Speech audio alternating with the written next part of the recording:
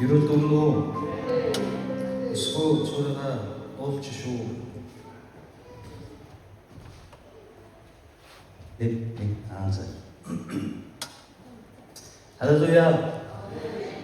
бороо гоё өдөр байна те. Нэг зүйлийг анзаараад эзэн талархчаад яг гадаа бороо орж байгаа шүү. Манай сүм дотроос ийхийг дуусч байгаа. Энэ нөгөө шүрп маань, гомбоо маань эрүүлдэ нэг юм эрүүл биштэй нэг юм янз бүрийн хийсэн шүү дээ нөгөө баригад маань. Тэгээд дутуу чангалсан шүрпнүүдээс алдаад байгаа хгүй түүнээс дээрээс шүү. Гэхдээ нөгөө бидний чуулган дотор бас бороо орж байгааг бид нар анзаарах хэрэгтэй. Баг багаар чуулган маань өсгөн зэрэгцээ та нарын маань амьдралд талархах зүйлс өсөж ирж байгаа. Тийм ээ. Гадаа машинуудыг хар саяны зунлэхэд ямар гой хол газар Монгол дотор амарх хүмүүс намарсан хил давх хүмүүс нь хил давжээ. Янз бүрийн байдлаар Бурхны ивэл байгаа. Харин бид нар хэд дасчдаг болохоор тэрнээс илүү байх ёстой, энэс илүү байх ёстой гэсэн энэ бодол маань биднэрт өгөгдөд байгаа тасралтгүй урсан орж ирээд байгаа бороо шиврээд байгаа ивэлүүдийг үнсэнтэй тооцоолж байна. Би та бүхнээс хамгийн энгийн нэг асуулт асууя. 10 сая доллар өгье. 10 сая доллар шүү. Энэ бага мөнгө биш шүү дээ тийм үү? 30 тэрбум төгрөг. 10 сая доллар өгье авах уу? Дуухгүй хүмүүс авахгүй юм. 10 сая доллар өгье авах уу? Гоё юу? За би авлаа юу гэж хэлэх ёстой юу гэсэн үг нь? Баярлалаа гэж хэлэх ёстой тийм үстэй. Баярлалаа. 10 сая доллар өгч штэ. Тэгвэл нэг болцолтой, ганцхан жижигэн болцолтой. Маргааш та өглөө сэрэхгүй. Одоо авах уу? Авах уу? Ийм энгийн логик байхгүй. Хэдэн сая доллароос илүү үнэтэй болж өглөө 2 нүдэ нэ гэдэг бол.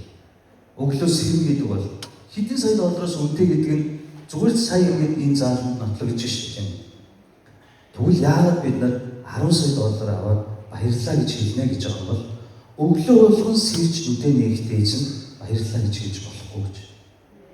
Хэдэн сая доллароос илүү үнэтэй билгийг бид нар өглөө болгон авч шээ. Бид нар өглөө болгон энэ дэлхий дээр байж болох хамгийн үнэтэй 2 бэлгийг нээдэг. Юу гэлээ? 2 бэлэг нээдэг. Энэ бол энгийн логикоор хэдэн сая доллароос илүү үнэтэй Бурхны бэлэг байна. Тэгвэл энэ хор борооны төлөө, сүм чуулганыхаа төлөө, хамт суугаа ах トゥ нар, анд найзуудынхаа төлөө, бас амьд байгаагийн төлөө, өнөө өглөө нүдэ нээснийхээ төлөө бид нар яагаад баярлалаа гэдэггүй юм? Яагаад гэвэл байх ёстой юм шиг байна.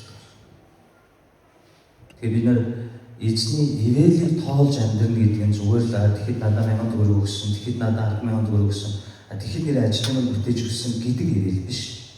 Бүх үнцгийгээр бодох хэрэгтэй. Эзний ивэлийг тоолж амьдрна гэдэг бол мэрэгэн ухааны амьдрал.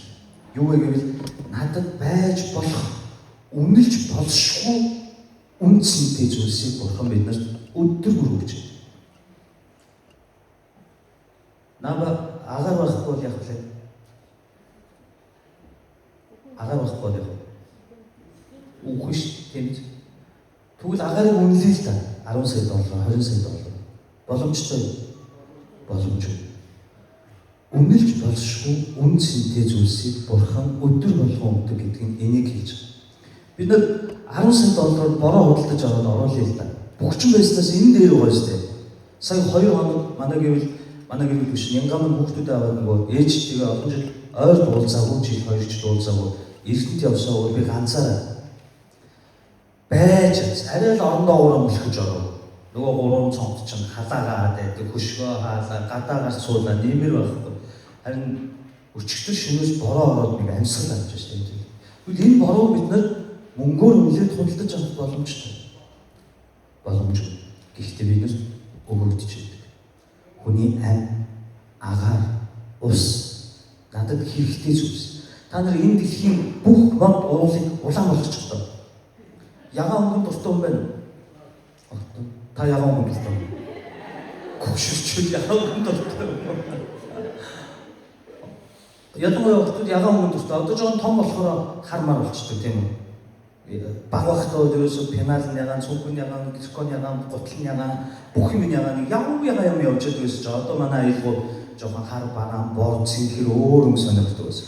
Тэгвэл ягаан өнгөнд дуртай гэдэг энэ мод, уус, ногоо навчсыг бүгдийг ягаан болгочих. Гоё. Бид нар тун удахгүй галзуу. Яагаад бид нар тэнгэр дандаа цэнхэр байдгийн төлөө талархаж болохгүй гэж. Ирээлээ тоолж байна. Мод навч цэцэгс яагаад дандаа ногоо байдгийн төлөө талархаж болохгүй гэж. Үйлс яагаад хар бараан хатлаа заримдаа цаг цагаан сэмжин үйлс биеэ дээр үргэлж байдгийн төлөө талархаж болохгүй гэж. Энэ бол бүтээлийн онол. Бүтээлтэйгээ ойртох тусам эзэн бурхнаа таньж мэддэг.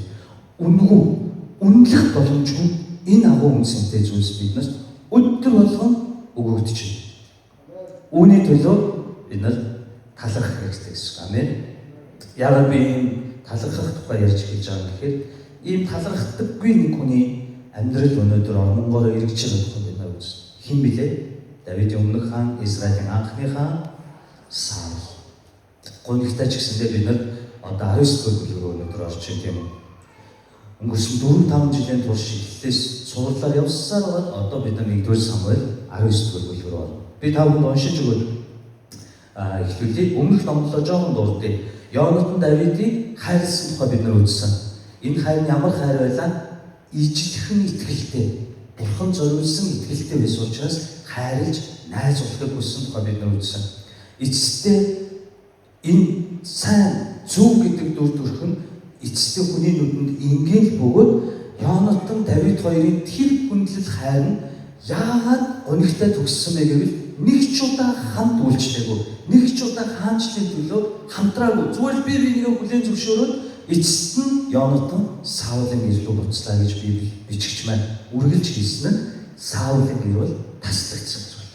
Йонатан Есси Давидын удам руу ирэхийг хүсэв учраас тэр хичнээн хүлээн зөвшөөрч, хичнээн анд найз, хичнээн нэг сүмд явж, хичнээн нэг үйлчлэл дээр зогсож байгаа ч зүрх сэтгэл итгэлэн хичнээн ижил бурханд итгэж байгаач үйлдэл үйлсээрээ хамтраг учраас холддог. Ийм гонигтай түүхийг бид нар үзсэн. Нөгөөдгөө Йонатаны хайр нөхөрлөлийг энгийнээр анзаараад харахгүйгээр гэр бүл хувь тавилан бурхны хаанчлал гэдэг сойстоор харах юм бол Йонатан гонигтайгаар дуусч байгааг бид нар харж байна. Саулын гэрт гэсэн. Нөгөөдгөө Саулын хувьд тэр Давидыг атаарсан, үзэн ядсан. Өөрөөс нь илүү байгаад дургүй байсан. Яагаад гэвэл өөрт цүнхтэй би гол нь авах ёстой. Би бүх хайр хүндлэлийг авах ёстой. Хамгийн мундаг нь би байх ёстой гэдэг тэр I message буюу I төвтэй тэр центр ийм зүрх сэтгэлтэй амьдардаг хүн хизээж амар тайван байдаггүй тухайд бид нар үзсэн. Тиймээс бүгд эндээ хит улаараад хит донцоо учраас Саул дайснаа өөрийнхөө хүнийг, өрөөл хүнийг жинхэнэ Израилийн дайсныг ч ялгаж салгаж чадгаа байсан. Тийм учраас яасан бэлээ? Филистичүүдтэй хуйлдаж Давидыг алахыг хүсэж байсан. Гэтэл Давид Саулд юу өгсөн бэ гэвэл Израиль ялгалтыг авчирсан. Хамгийн аимшигтайсан Голиатыг унгааж өгсөн. Саулын муу сүнсийг хөөхийн тулд яасан? Ядах тоглодог байсан. Саул үйлчилдэг байсан. Өөрийн хүнийхээ эсрэг Израилийн жинхэнэ дайсан Филисттэй нийлээд хуйлдаан зохиож. Үнэн дээр ингээнийг асуулт. Израилийн Саулын жинхэнэ дайсан Филистчүүд юм уу, Давид юм уу гэдгийг бид нар бодонгоо өөрийнхөө амьдралд бодох хэрэгтэй. Уучлдаггүй, үл уучлалтай, харьцдаггүй, хан босгодог тэр хүн миний яг жинхэнэ дайсан уу? Эсвэл муу нэгэн миний жинхэнэ дайсан уу? Энийг бид нар бодож үзэх хэрэгтэй. Эс бүгс өнөөдрээс хаал шиг байдалтай байна гэсэн. Эс бүгдээрээ хамтдаа уншаад бүлгээ эхлэе. Би та бүхэнд 1-3 уншиж өгье.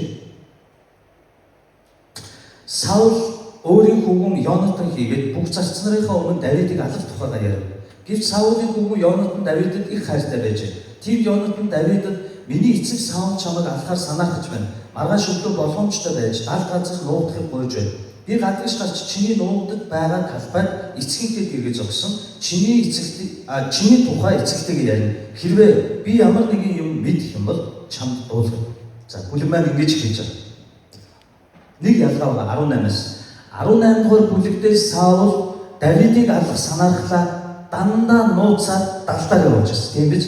Хуйлдаа зохиолсон, филистичүүдтэй хуйлдсан, хүмүүсээ үг дайсан, сүүлдээ охнуудаа хүртэл золиос болгосон Давидын амьд хүрчихсэн. Харин 19 дугаар бүлэг дээр одоо Саулын энэ сүнслэг өвчин, энэ сэтгцийн оюун санааны сүнслэг өвчин нь даамжраа зогсохгүй одоо яаж вэ?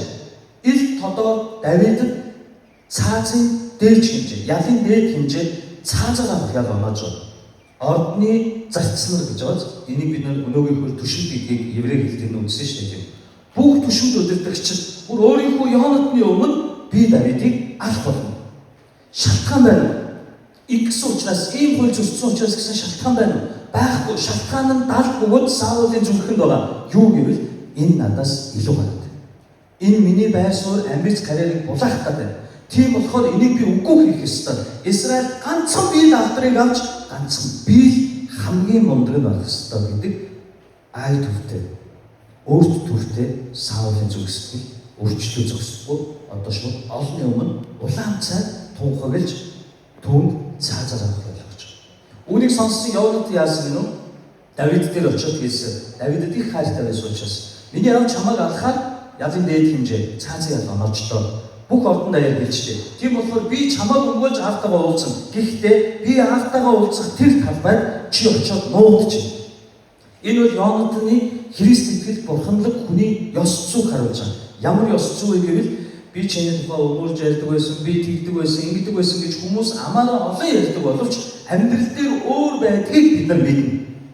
Харин Йонат яаж харуулж байгаа. Би аавтайгаач чамайг өмөрж үг зүрхэд бэлэн гэдгийг чи харах ёстой, сонсох ёстой.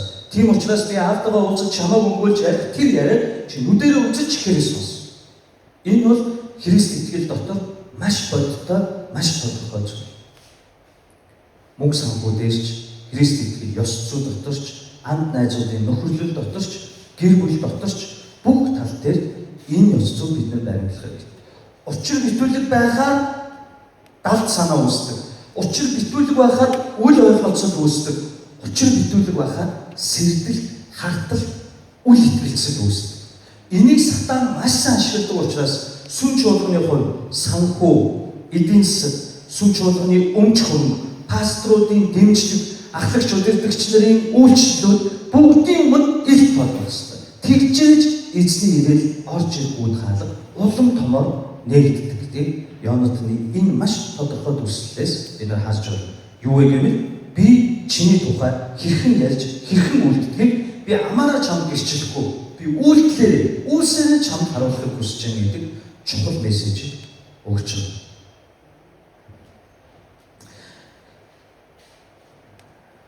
Ингээд цаашаа 4-7 дээр Йонатан Саул аавтайгаа уулзаад Давидын тухай ярьж байгаа. Йонатан эцэг Саулдаа Давидыг сайшин ярьж. Тэр таны эсрэг бүгд үйлдээгүй босуу. Мөн түүний үйлдсэн зүйлс нь танд маш их ашиг авчирсан тул хаан та боол Давидынхаа эсрэг бүгд бүү үйлдэг. Учир нь тэрээр амиа үл хайрлан Филист хүнийг цогж утгасан. Иймхүү эзэн бүх Израиль агуу их авралыг хайрлав. Та үүнийг үзээд баярсан билээ. Гэтэл одоо та яагаад ямар ч шалтгаангүйгээр Давидыг алж гэмгүй хүний цусыг түүний эсрэг цусыг улсах нь түүний эсрэг нүгэл үлдэх гэж байгаа юм бэ гэв. Йонатаны хэлхийг Саул сонсоод тангарлан эзэн амьд тэр бүү алгадаг гэж хэлв. Тэгээд Йонатан Давидыг дуудан эдгээр бүх үгийг түүнд дуулгав. Йонатан Давидыг Саул руу дагуулan очсон. Давид урдын адил Саулд үйлчлэв. За одоо нөгөө ай төвтэй, бие төртэй амьдардаг хүний нөгөө сүнслэг сэтгцийн оюун санааны асуудал гарч байна. Саул энэний өмнө нэг удаа алах гэж оролдсон. Чадаагүй. Хоёр дахь дээрээ жадлах гэж оролдсон. Чадаагүй. Гурав дахь удаага жадлах гэж оролдсон. Чадаагүй. Одоо дөрөв дахь удаага цаазын ял оноогод алах гэж оролдсон. Тэгснэ одоо яаж вэ? Дахиад үрчлээ. Ийм барьцгүй гэж. Ийм ай төрдөг хүмүүсийн хамгийн онцлог чанар нь бид нар сайн анзаарах юм бол өмнөх бүлэгтээ нийтлэг Саулын дүр төрх бол алах нь болно. Дахиад алах нь дахиад болно. Энэ удаач дахиад алах нь дахиад болно. Цаашлаач дахиад олон удаа алах гэж оролдоод бас олон удаа болно. Бүр эзний нэрээр тангаргалж. Яагаад гэвэл байрц байхгүй. Зүрхэндээ үл уужлал, хардал, сэтгэлзээ, атаачдуу, өрсөлдөө, би гэсэн бодол тэйсэн Христ итгэгчдийн дүр төрх нь яг ийм сэтгэл зүйтэй, ийм зан авиртай болж хувирдаг тухайд бичигч маань энэ түүгээр хэлж байгаа. Нэг өдөр өөр юм ярина, нөгөө өдөр бас нэг өөр юм ярина. Дараа өдөр нь дахиад өөр юм ярина. Өөрөөр хэлбэл сэтгэл хөөрсөн үедээ гоё юм амлаад найзаа ингээ пастра TV ийста ингээ тангаргалын амт нөхөр ёстой нэрэ гэжсэн хэсэгхэн хугацааны дараа өөр газар өөр юм яриад өөр юм дуулдаад явж. Энэ ямар хүмүүс юм бэ? Би төвтэй хүмүүс, ай төвтэй хүмүүс гэсэн. Энэ Саулын дүр төрхийг бичигч маань ийм сүнслэг өвчнөд нэрвэгдсэн байгааг харуулж байгаа. Гой юм амлаа тангар өргөдөг амт нөхөр гэсэн атлаа хэсэгхэн хугацааны дараа тэр хүний оюун санаа сэтгэгч яагаад өөр болцсон? Яагаад таны талаар өөр юм яриад явж байдаг вэ? Эсвэл та яагаад өөр юм яриад явж байдаг вэ гэвэл бид нар дотгошоо өнгөж харах хэрэгтэй. Үл уучлал, хардал, сэрдэл, биелаг, би хайр хүндлийг бүгдийг би авах ёстой гэж ялчгүй танаа пастор надаас илүү байгаад хүмүүс танаа пасторыг илүү хайрлаад байхаар ай төвтэй би хэрвээ бурхан төвтэй байсан бол ямка талархна. Миний сүм пастор хүндэлж байгаа гэдэг бол үсгэлэнтэй сайхан дүр төрх. Харин ай төвтэй учраас ямка яах вэ? Уургүй, зүүн, танахыг доош нь гэж ойлгоно. Өсөлдөж эхэлнэ, атаахж эхэлнэ, муусгаж эхэлнэ. Өөр газар өөр юм ярьж эхэлнэ. Миний амьдралд бас ийм хүмүүс тохиолдож байсан үед би стомонд ванзалбри юрой боо юм ярьж авчаад пасторуудын дунд ч би ярьж авчаад дараа нь өөр газар миний тухай шал өөр юм яриад явчихдаг хүмүүс байна. Гайхмаа. Би яалаа гэж бодноо. Та нар амьдралд ийм хүмүүс таарлаж байсан уу? Том юм яриад нэг ярихад нэг том илгээлтийн тухай хойд солонгос яриа явж байснаа дараа нэг уулзсан чинь хятадын тухай дараа нэг уулзсан чинь Монгол барилгын компани төсөл хэрэгжүүлнэ дараа нэг уулзсан чинь сүмийн газраа зараад мөнгөний аваад зугтаацсан. Дараа нэг уулзсан чинь хууль яриа явж байдаг. Дараа нэг уулзсан чинь шүүх яриа явж байдаг. Дараа дахиад уулзсан чинь солонгос руу явж компани байгуулах гэж явж байна. Үл уучлал. Үүний гашуун үндсэн гүн гүнзгийтэй хаанаас эхэлдэг сүнслэг өвчин бэ гэвэл үл уучлал. Атаархал. Үл уучлал нь өөрөө атаархал дагуулна. Атаархал нь өөрөө зөв биш үйлдэл үгсийг дагуулна. Яг Саул Давидыг шалтгаангүйгээр үзэн ядж байгаа шиг та шалтгаангүйгээр хэн нэгнийг сайн байгаагийнхын төлөө үзэн яддаг болж эхэлнэ. Хэн нэгнийг сайн амьдарч байгаагийнхын төлөө та тайван бос болж эхэлнэ. Зүрх сэтгэл оюун санаа чинь буруу муугаар харж эхэлнэ. Дагаад үг үйлдэл чинь яг тийм болж байгаа. Та зүрхэндээ чадтай байвал та зүрхэндээ бодол санаандаа юу гэдэг тэр чинь тун удахгүй гаран дээр чинь ил гараад. Энэ Саулаас нэг дахин харах боломжтой. Гэтэл Матай номын 5:37 дээр Есүс эзэн маш энгийнээр биднийг хамгаалахын тулд хэлсэн байдаг. Бурхны хүмүүсийн үгүй бусд нь юунаас гэдэг бузар нугаас гэж. Үгүй бусд нь бузар нугаас. Тэгвэл бид нар байх үгүй байхаас бусдаар амьдруул хаанаас гинөө гэх юм? Бузар нугаас. Энийг бид нар маш сайн санах хэрэгтэй. Энэ нь Есүс биднийг гомдсон, гойчлогдсон, баруун хацрын налгаар зүүнээ тавьж өгсөн, дайснаач хайрлах гэж оролдсон сул дорой амьдраасаа гэсэндээ биш. Нямка чи миний өмнө эрүүл сүнстэй надад ашиглагдаж болох материалаас тулан байхын тулд эхлээд чи дотроосоо уучлалаар төгсөөд хайраар эхлээд хайраар дуусгаад оюун санаагаа шинжлэн байж өөрчлөгдөөд сайн сайхныг бодоод бусдын сайн сайханд талархаж суудаг дайсныхаа амжилтанд ч алга ташиж сулсан ийм байсуун дээр ирвэл би Давидтай хамт байсан шиг чамтай хамт байна. Харин чи үс сансан, үл уучлсан, бусдыг үзэн ядсан, бусдыг өөрөөсөө илүү байгаад тавгүй гэсэн атаарсан зүрх сэтгэл тээж яваад бол Саул шиг таслагдав. Шин дарсыг хуучин боломд хийдэггүй гэдэг бол энийг хэлж байна. Би өнгөрсөн амьдралаасаа бүрэн чөлөөлөгдөв үед над дээр ямар ч шинэ ивэл орж ирсэн. Би хуучин тулам шиг хагарч, бутарч хохирно гэсэн. Ийм хүмүүс эцсийн дүн дээр өөрсдөө сүнсээр оюун санаагаар хохирдог. тиймээс уучлал гэдэг хамгийн чухал гэсэн. Хамгийн чухал.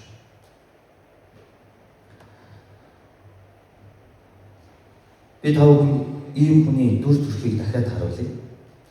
9-10 дээр Саул хандраг өгсөн тийм үү? Ингээд Давид Саул ингэж үйлчлэхээр болсон. Үүний дараа хэсэг хугацааны дараа би 9-10-ыг тавд уншиж байна. Саул өөрийн гэрт гартаа жад барин сууж, Давид Саулын дэргэд өөрийн гараар босоо ятдаг тоглож байтал эзнээс ирсэн муу сүнс Саулыг дайрав.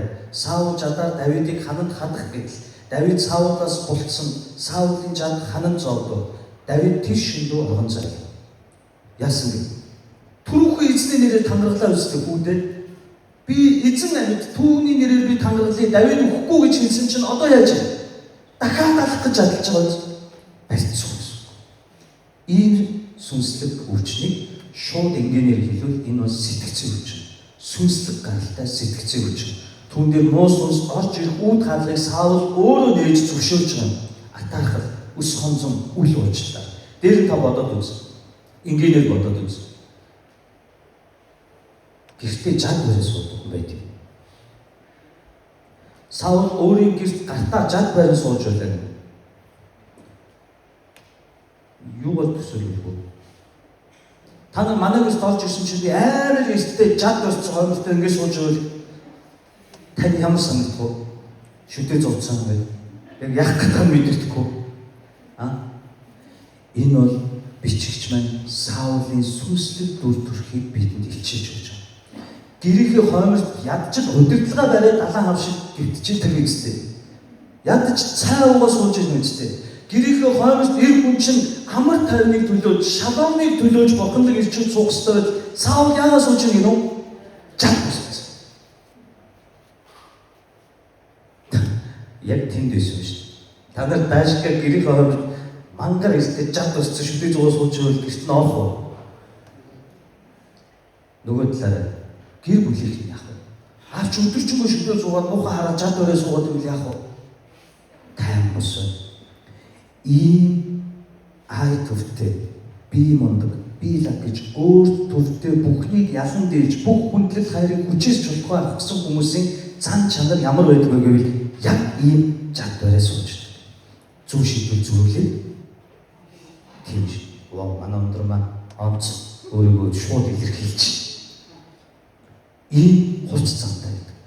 Жоохон асуудал, жоохон өөрийнх нь дутуу талаар яриул хизээд чадлахад бэлэн. Хэрвээ чи миний тухай тэгэхэд би нэг аяг ийм шампанс уусан тухай ярих юм бол би чиний ийм шилтэй арх уусан тухай ярив. Хэрвээ чи миний тухай ийм асуудал ярил би зөвхөн ийм асуудлыг чи илчлэн яа гэв хэлсэн шиг хэлнэ. Үргэлж чадсан. Хүмүүс жад байсан хүнтэй харьцаас цээрлдэг шиг, холддог шиг ийм хүмүүс эргэн тойрондоо хамгийн хайртай хүмүүсээс эхлээд гондооч. Энийг итгэж биш хүний дүр төрх гэж хүмүүс ярьдаг. Саулыг итгэж биш, Давидыг итгэж хүний дүр төрх. Уучлаарай үгүй. Хоёулаа Христ итгэж хүний дүр төрх. Яг гэвэл хоёулаа Самуэлээр тослогдсон хаан, Израилийн хаадууд. Гэхдээ Саулын гарт жад байна. Давидын гарт ятуу байна. Саулын гарт ус хонзон үзэн яталт байна. Харин Давидын гарт хүндэтгэл, магтаал. Саул хичнээн жад байж суусан ч муу сүнс ирж ээлжлэдэг бол Давидыг хүндэтгэн мөргөх үед муу сүнс үлдэн холддог. Юу гэнэ? Хоёулаа Христ итгэгч хүний хоёр төрлийн дүр төрх бидний дотор байдаг дүр төрх.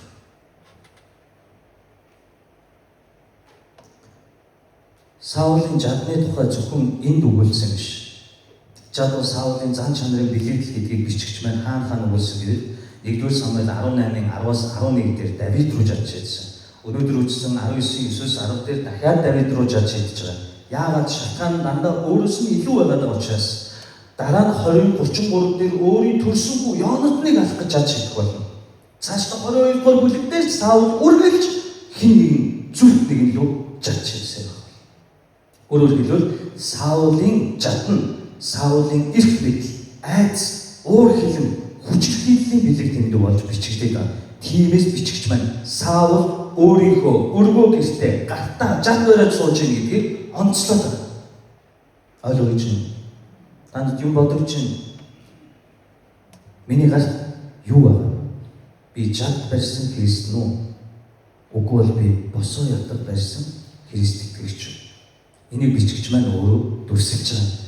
Давид үргэлж магтан дуулдаг, үргэлж эзэнд ойртдог бол Саул үргэлж хэн нэгэн рүү дотлоход бэлэн байдалтай амьдардаг Христ итгэгч хүний хоёр төрлийн дүр төрхийг хэлээд байна. Саулын хувьд өнөөгийн 21-р зуунаар энэ үеийнхээ хөврүүлээд би та бүхэнд хэлж өгье.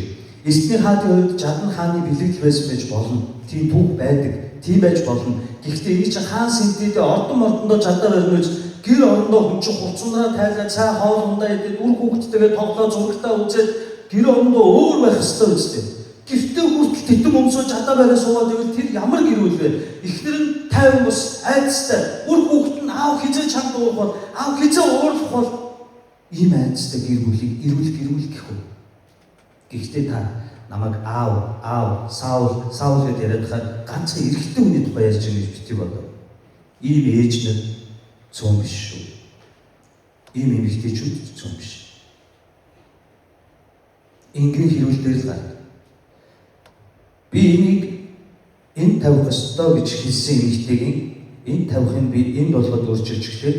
Зөвхөн энэ салвитны байрны тухай бит хоёр хэлэлтэн тийм үү? Харин эрэгтэй яагаад энэ байж болохгүй гэжгээд энэ асуудал дээр төвлөрдөг. Угаасаа өөрийнх нь санаа, оюун санааны бүтцэн. Харин эмэгтэйгийн бүтц ямар юм бэ? 2007 онд, 2001 онд, 89 онд анх хурим хийж байхдаа, анх үерхэж байхдаа чи надаас өмнө туяатаа үерхдэг байсан биз дээ. Та хоёр гоё байсан уу? Одоо хоёртойгоо суугаа харамсаж гих мэдчихлэн өнгөрсөн бүх түүхийг өнөөдөр энэ асуудал дээр овоолдог. Тийм болохоор эрэгтэй хүний толгой хүрдэг байхгүй. Та нар яагаад уурлаад байгаа вэ? Ойлгохгүй байхгүй. Яг бид нар мартцсан байна. Яг үнэнээс. Тийм гэж ирчүүд үнэхээр мартцсан байна. Асуудал юу вэ? Зөвхөн эрэгтэй хүний тухай ярьж байгаа гэж бити бодоо. Дээр нь Саулын байдал одоо энэ сүнслэг өвчнөөсөө болоод хизээж тайван байхаа болсон гэдгийг Библи хэлж байгаа. Өөрөөр хэлбэл тэр гэртээ ч амарч чадахгүй, тайвширч чадахгүй, үргэлж хин нэгнийг сэрдэж, сэжиглэж хардаастай, үргэлж хамгаалалтанд, үргэлж хин нэгэн рүү дотлоход бэлэн. Энэ нь юу вэ гэвэл өөрийнхөө дотор буу ордон дахь айдсыг, гэрт буу айдсыг дарахын тулд жад барьж байгаа. Зоригтой, эрэмгийтэй биш, жад барьж байгаа. Ийм Христ итгэгч хүмүүс Саулын энэ өвчин, сүнслэг өвчөнд нэрвэгдэхээр би мундаг, би бүгдийг авах ёстой гэж бодхоос гадна эдгээр сүнслэг амралт авч чаддаггүй. Эдгээрт шалом ирдэггүй. Нөгөө муу сүнслэг ажиллаад байдаг. Эдгээр амар тайван биш удажраас гэртээж, сүмдээж, ажил албанд ирж айдас түгшүүрээр хүрээлэгдэж байдаг. Харин энэ айдасаа дарахын тулд хулцгар гэдгээ харуулахгүй тулд жад барьдаг. Би товчхон ярьж байгаа. Гэхдээ та нар ойлгож байгаа. Бас тайвширч чаддаггүй ч гэсэн. Тайван ус уудагч гэсэн. Та нар аригчин шүнжэнгөө хагсан тавьсан аригчдыг харж үзсэн үү? Та нар пастор яаж юм сайн мэдээд байна гэж бодож байна уу? Уучлаарай, би нэг сүрхий Библи уншаад өрөвдсөн гэхээс илүү. Би өөрөө ийм Саул байсан болохоор сайн мэдээд байна. Тэд нар шүнжэнгөө хагсан тавиад аслан баг шиг байснаа маргааш өглөө архин гасан дүр төрхийг та харсан уу? Нохоо шиг болж байгаас, гүлэг шиг болж байгаас, дуунч гарахгүй нүдч дахирж байгаас яагаад чихэн Саул нийл гарч байгаа. Энэ айдас тайван ус байдлаар дарахын тулд итгэгч биш хүмүүс үрд мөхий согтуу шараа тайлна амьдралдаа ганц л удаа арх уусан бусдад нь бүгд шараа тайлсан хар тамхи донтол хүртэл эндээс үүдэлтэй. Тэгвэл итгэгч хүмүүсийн хувьд тэд нар жад байдаг. Тэд нар харддаг, сэрддэг. Зүгээр л ихнэр нэг 5 минут хоцрохоор хинтээ байсан, хаана байсан, юу хийсэн. Нөхөн зүгээр л жолоо барьж байгаа утсаа аваагүй байсан чинь чи хинтээ байсан, хаана байсан, яг утсаа авахгүй видео кал дээр тавьдаа. Тайван ус түгшүүрт. Ингээд үргэлж хамгаалтанд орохдоо жадаа барьсан. Хэрвээ намайг хуурвал, хэрвээ миний бодсноор болохгүй бол чадлаа. Үгээр үйлдэлээ, үүсээ. Үргэлж дотлоход бэлэн гэсэн. Бид нар Саулын дүр төрхөөс иш юм уу Саул гэж бодохоос илүү би яг хин бэ? Саул христчин Бурхны хүн, Давид ч өнөөгөө христчин Бурхны хүн. Би ч христчин. Гэхдээ би Саулын замаар замнасан Христ итгэлдүү. Би Давидын замаар замнадаг Христ итгэлдүү. Би гартаа чад бариад суудаггүй, босоо ятга барьж суудаггүй. Бүр юм хоёулангийн бариад суудаггүй. Сүм дээр ирэхээр босоо ятга ашиглаад гэртээ очихоор жадаа ашигладаг. Бид нар өөртөө дүгнэлт хийх хэрэгтэй. Бид нар энэ 2021-р зуунд нэг юмыг маш сайн мэдэж байгаа. Шаналж суу. Буруу юм хийсэн бол зовж суу. 2021-р зуунд бид нар үүнээс зүхтааж өөрийгөө сатааруулдаг болсон. Жоохон хүнд хондмоор хэлээд жоохон алдаатай үйлдэл хийвгүйтэй тэр бодолтой шаналаад ирэнгүүт уцсаа бариад тухаас уучна. Тэр бодолтой шаналаад ирэнгүүт падаа бариад тухаас уучна. Тэр бодолтой шаналаад ирэнгүүт найзуудаа караоке аваад гадуур гараа явчихна. Тэр нь бодогдоод алдаа зөрчлөн бодогдоод үр хүүхдийг хүмүүжил бодогдоод өнгөрсөн амьдралдаа гимшиг ёстой зүйлийг аюул сүнс сануулахаар гадагшаа гараад найзуудтайгаа гол гараад пивдээ суучна.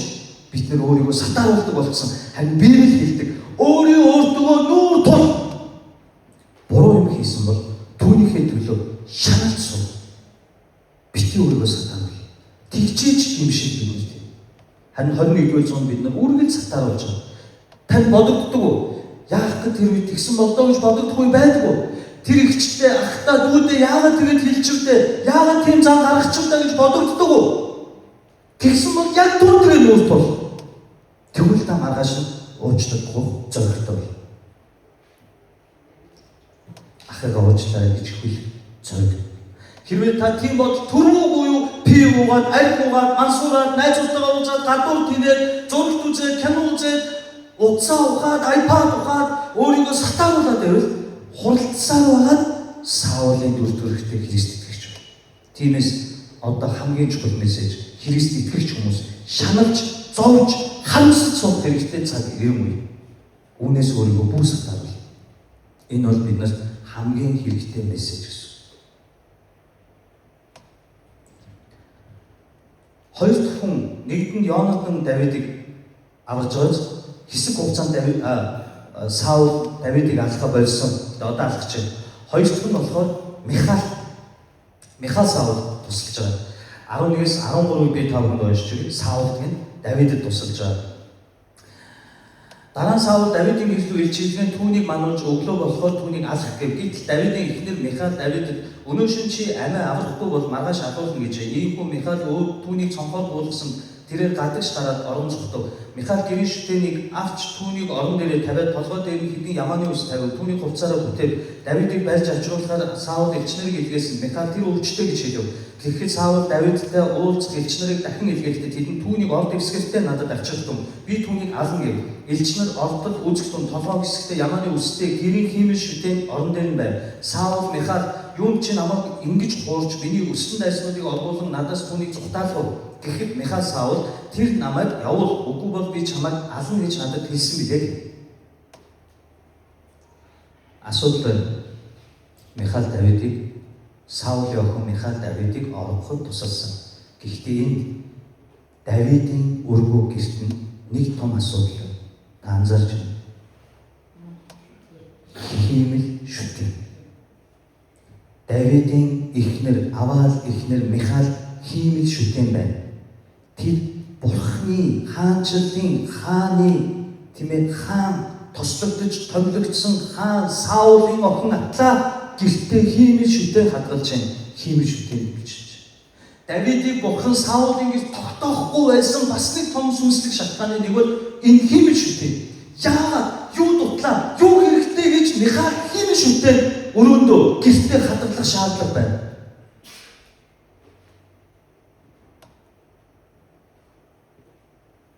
Бурхан хоёрт мөн гэд баялаг нэгт. Бурхан хоёрт гоо сайхан нэгт. Бурхан хоёрт шунал тачаал нууц амраг нэгт. Бурхан хоёрт секс вебсайт порно видео нэгт. Бурхан хоёрт байр машин нэгт. Бурхан хоёрт алдар нэр нэгт.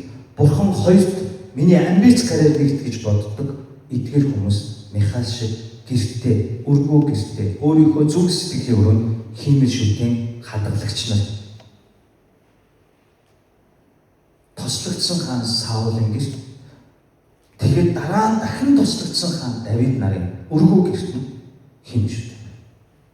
Яагаад гэвэл Саул гэр бүлдээ итгэл, босоо ятдаг, магтаал хүндэтгэл Бурхныг өвлүүлдэг биш. Чад барьж суудаг байсан учраас хүүхдүүд ихэн Христ итгэл ёс зүй ингэж дороодсон байгааг бичгч маань харуулж байна. Бурхны хаанчлалын хааны охины гэрт хин шүтэн байна. Энэ хамт багтчихна. Тэгвэл Библиэлд багтчих. Яагаад? Саул жад барьж суудаг байсан учраас. Ийм Саул шиг дүр төрхтэй зан чанартай Христ итгэгчдийн үр хүүхэнд хүртэл итгэлийг зөв өгүүлж авдаггүйг харуулж байгаа. Та нарт би жоохон хатуухан хэлэхэд сүмд 20-30 жил үйлчилсэн эгчнэр, ах нар, мундаг өдөртөгч нарын хүүхдүүд нь яагаад гэмээр амьдардаг гэж салдаг, сарндаг, эцэггүй хүүхэдтэй, нөхөргүй хүүхэдтэй яагаад ийм хэцүү үе ирдэг гэж итгэн шиг Саул байна гэдгээ ухаараад гимшиж эргээгүй учраас хүүхдүүд нь жад барьсан эцгээсээ айдаг. Бурханаас биш. Хүүхэд нь хизээ довтлоход бэлэн шүд зууд жаддаг, зүрх сэтгэлд нь хатуу үгээр чичилдэг, буруу зүйл хийхэд нь байж боломгүйгээр шийдэгдэг, хүчирхийлэгч өөрт төвтэй миний хүслээр чи амьдрах ёстой гэсэн ертөнцийг үзэх үзэл байдаг учраас үр хүүхдүүдэд нь Бурхны итгэл биш жад өвлөгддөг. Хуурамч итгэл өвлөгддөг. Тэр хуурамчтайг нь хэдий биеэрээ сүм чуулган дотор энд суугаад номлол сонсоод суужгааж оюун санаанд шал уур газар явж байна. Итгэл нь хүсэл эрмэлзэл мөрөөдөл нь шал уур газар явж байна. Энэ бол Саулын суулга. Өнөөдөр эзний өдөр ийм гонигтай үг дамжуулж байгаадаа надад сайхан биш шүү. Гэхдээ би бас өөрийгөө дахиад нэг харж байна. Яагаад гэвэл бид нар Библиэс дандаа таалагддаг үгээ сонгож амьдардаг үед одоо болохгүй. Намайг өвдөг чинь би өвдөе. Намайг зэмлэж чинь би даруусъя. Намайг хатгах чинь би хатгая. Хатыг шахах бид намайг шахах чинь тийм ээ. Би хүлийн зөвшөөр. Ингүүл надад мунхаг нэгнээс ч илүү өөрчлөгдөх боломж бий. Тийм болохоор бид нар Саулын тухай Саулыг биш өөрийнхөө тухай Саултай харьцуулж бодох хэрэгтэй багтааж. Хин биш үү? Михаил ирээ зэрэг аавдаа худлаа ярьж байгааз бүр худал гисчилж байгааз намайг ингэхгүй бол Давид ална гэсэн. Хизээ Давид гэсэн. Өөрөө Давидыг явуулсан биз? Яагаад Михаил ийм ир зоригтойгоор аавдаа худал хэлж бүр худал гисчилж Давидыг гүжилтсэн ч сэтгэл өвдөхгүй эмэгтэй болоод хувирчив. Амьдралд нь ятг барих ёстой Саул жад барьдаг байсан учраас тэр жадлуулахын тулд худлаа хэлж байна. Та хүүхдийг хараад би одооноос сурч байгаа. Мөнхийн аялгау хоёр буруу юм хийснээр хүслэн эний чадлагаа буруу юм хийдэг. Хүүхэд юм чинь хий. Гэхдээ үннээ хэлэх юм бол минь санал нэгтэйгээр за үнэхээр урам уурч байна. Гэхдээ чи үннээ хэлсэн учраас аягаа ингэж л зэмлдэг. Харин худлаа хэлэхээр нүддэг. Би яагаад энийг сайн мэддэг гэж би багтаа үннээ хэлсэн зодуулна, худлаа хэлсэн зодуулна. Тийм ээ миний буруу гэсэн ч зодуулна, биш гэж гүрийсэн ч зодуулна. Хүн алийг сонгодог гэж гүрийхийг сонгож байна. Энэ мөн Саулын дүр төрх. Энэ төрхийг бид нар амьдралаасаа энэ баг маскыг хуулж авч явах ёстой Есүсийн нэрээр. Тэгжээж бид нар ингэвэл үр хүүхэд миний итгэл ирүүлж энэ хамгийн нэгдүгээр хийх ёстой зүйл. Михаил ямар ч ирээ зэрэггүй аавда улсын хаан нэг утгаараа Бурхны хаанчлал улсын хаан нөгөө төвөр хиндв төрсөн эцэгтэй ирээ зэрэггүй худлаа түр зохиож яриа зогсохгүй худал гэрчилж байгаа. Нөхрөө үрж. Энэ зүг дүрх байна. Энэ тааламжтай дүрх байна. Энийг бид нар бодох хэрэгтэй. Надад Саулын төрх байна. Гурав дахь нь бид товчож ярьж байгаа шүү. Бүтэн бүлэг юм Библийг чиглэж биш тийм ээ. Гурав дахь нь за ингээд эхнийхтэр нь Йонатан нэг авраад тэгээд нэг юм хэсэг аврагдсан. Дахиад Саул алах гэтэл Михаил эхнэр нь авлаа. Гурав дахь нь хин гэвэл Самуэль.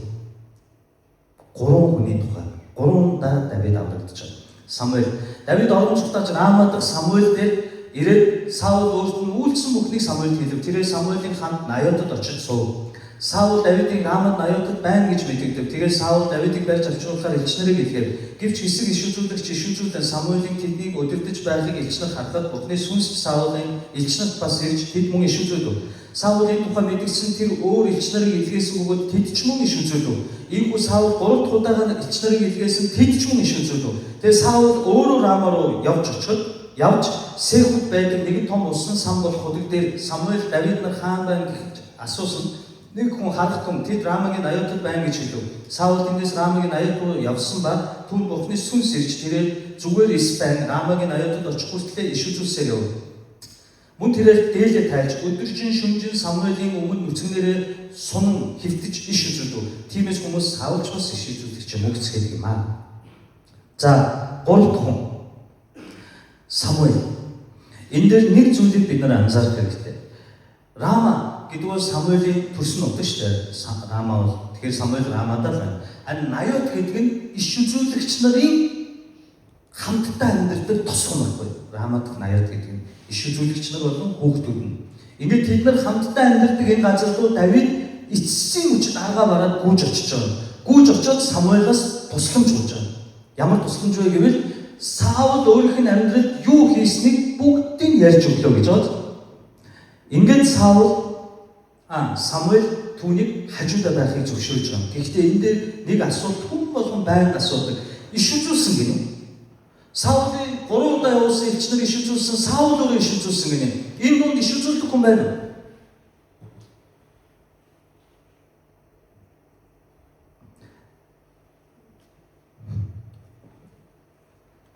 Тохиодохч гөлрөөс унах надад хэлээч. Иш үзүүл энийг хүмүүс ингэж андуураад байдаг. Саул ариусчиж. Саул бурхан эргээд тоогдчих гэж. Энэ иш үзүүлэг нь аюу гоёа. Еврейг Наба гэж тооцдог. Нэрш еврейг. Энэ Наба буюу иш үзүүлэг нь ямар утга агуулдаг юм гэхээр бурханы сүнсний хүчтэй нөлөөнд автсан орох, бурханыг магтах, сүнслэг үг хэллэгээр залбирах, заримдаа магтан дуулах, залбирах, гүн сүнслэг байдал орох, шокийн байдалд орохыг бурханы сүнсэнд автсан буюу үүнийг иш үзүүлсэн гэдэг. Түүнээс ариусаад мундаг иш үзүүлэгч болцсондоо биш гэсэн үг. Бурхан яагаад ингэснийг бид нар бодох хэрэгтэй. Нэгдүгээрт нь Давидыг хамгаалах гэж, хоёрдугаарт нь Саул бурханы эрх мэдлийг харуулах гэж. Яагаад гэвэл чи хичнээн хаан байж болно. Гэхдээ миний хүслийг чи эсэргүүцэх ямар ч боломжгүй, чадахгүй гэдгийг илтгэлж өгч байгаа. Сануул болгож.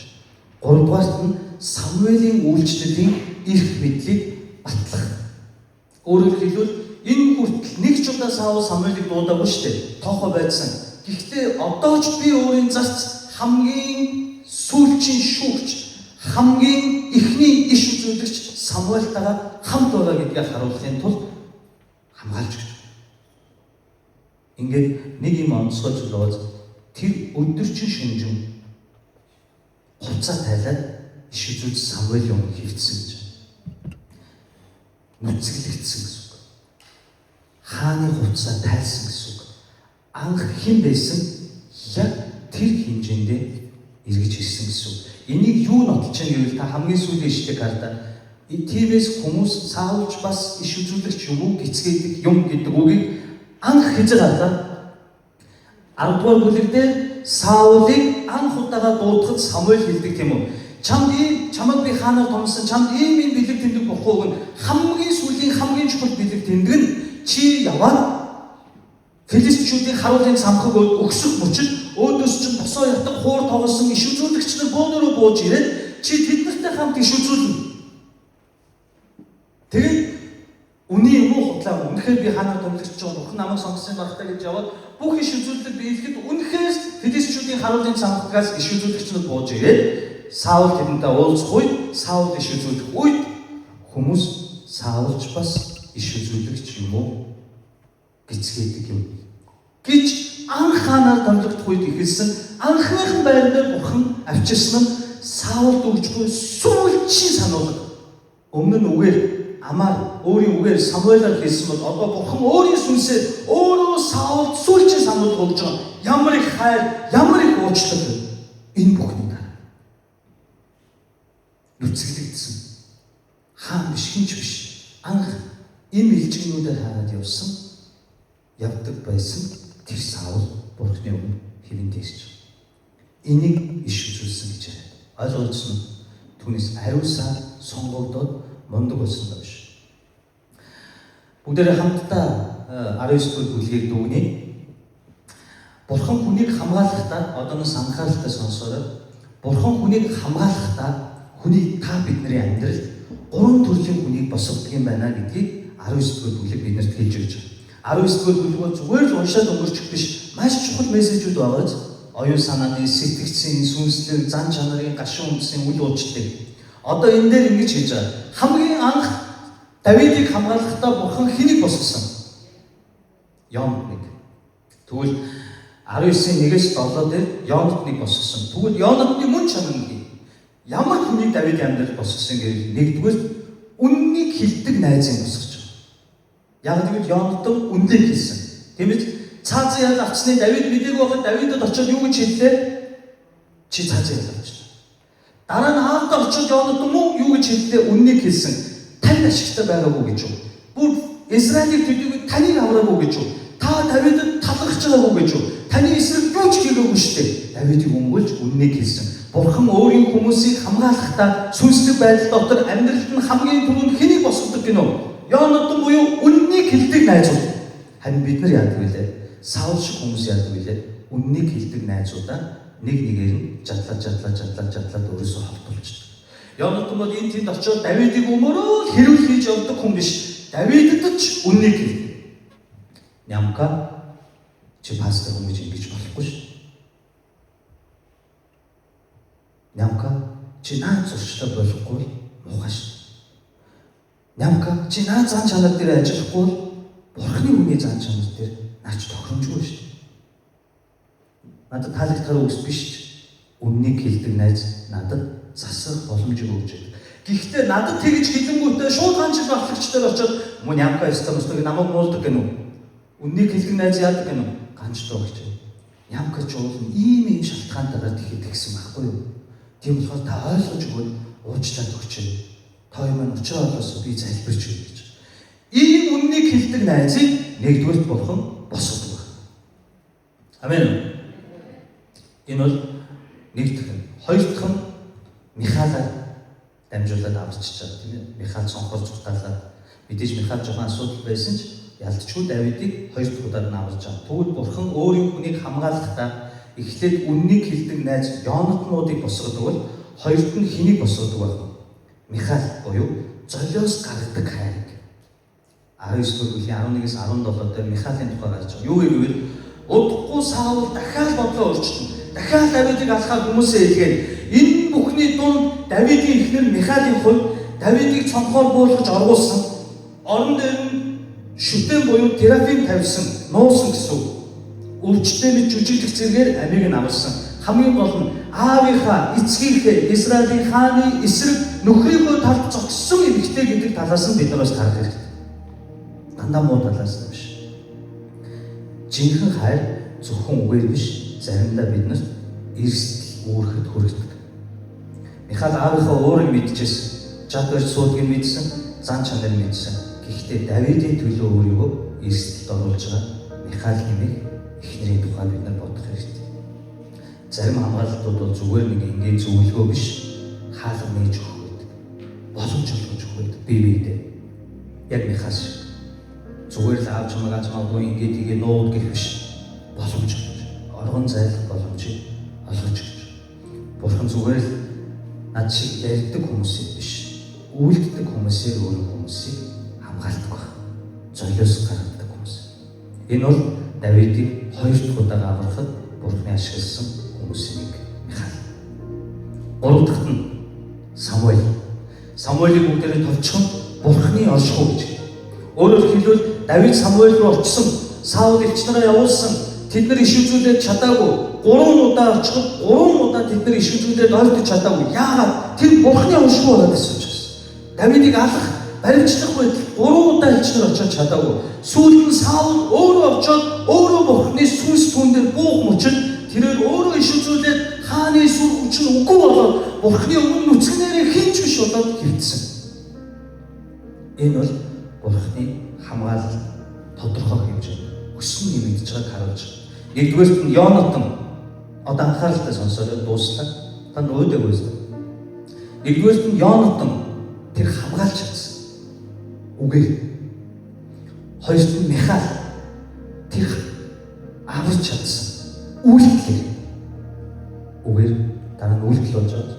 Гуравт нь Самуэль тэр хамгаалж чадсан. Бурхны оршихуй. Өөрөөр хэлбэл энэ удаа Самуэль үгч хэлээгүй, Йонатан шиг үгч хэлээгүй, Михаил шиг үйлдэлч хийгээгүй, Бурхны сүнсээр зогсох үед тэднийг хүчээр үгээр үйлдэлээр зогсоосон биш, тэд нар дайсан нь өөрсдөө зогсож байна. Бурхны оршихуй дотор. Энэ юу гэж байна? Бурхны тусламж баг-багаар нэмэгдэж байна. Йонатан үгээр хамгаалсан, Михаил үйлдэлээр хамгаалсан, харин Самуэль хэмээх удирдагч Бурхны оршихуйгаар хамгаалсан. Тиймээс одоо бид нар Бурхны дотор хэн хэрэгтэй вэ гэвэл нэгдүгээр үннийг хэлдэг найзын зөвлөгөө, хоёрдугаар гэр бүлийн үнэнч хайр, гуравдугаар Бурхны хүч түүний удирдагч нар хэрэгтэй. Ингэвэл таны амьдрал бүрэн хамгаалалт бий болох бөгөөд дайсан чинь өөрсдөө зогсох болно. Бурхан хүний амьдралыг хамгаалахдаа янз бүрийн хүмүүсийг ашигладагч Йонатан шиг үннийг хэлдэг найз, Михаил шиг золиос гаргадаг гэр бүлийн чинь мөн Самуэль шиг Бурхны оршихуйг авчирдаг сүнслэг удирдагч нарыг илгээдэг. Ингэж та өвчин зов, хардц сэргэл, сүнслэг өвчин, уналт, хүнд хэцүү гашуун зовлонгуудаас хамгаалагддаг байна. Би таны амьдралд эдгээрээс хэн байна гэж асуув. Гэхдээ би энэ өдөр таныг юруу. Та нарын маань амьдралд Йонатан шиг үнэнч найзууд олон байх болдог. Мөн та өөрөө бусдад Йонатан шиг үннийг хэлдэг үнэнч найз байх болдог. Өөрөө хамгаалагдсан, өрөөлийг хамгаалсан Бурхны хүүхдүүд байх болдог. Та нарын амьдралд Михаил шиг эхнэр, нөхөр, үнэнч гэрвэл олон байх болдог. Үр хүүхдүүд чинь Михаил шиг үнэнч болдог. Үйлдэл хийдэг, ярьдаг биш, үйлдэл хийж золиос гаргадаг тийм хайртай үлддэг хүмүүс олон байх болдог. Хамгийн сүүлд нь Самуэль шиг Бурхны оршихуйгаар залбирлаар, Бурхны хүч чадлаар та нарын сүнсийг, оюун санааг, аргаар, ажил төрөл бүх талбарт чинь хамгаалдаг удирдагч нар Бурханаас олон өгдөг болтугай хэмээн эзний ариун нэрээр юрууж. Амен. Өдөр хамтдаа залбирая. Энийг яагаад хийх ёстойг нь би мэдэхгүй л байна л да. Гэхдээ надад ингэ сануулаад байгаа болохоор их хэцүү зүйл биш. Хажуудаа байгаа хүндээ эзэн намайг тантай хамт дуудсан талархаж байна гэж хэлье. Тэгээд хамтдаа залбирая.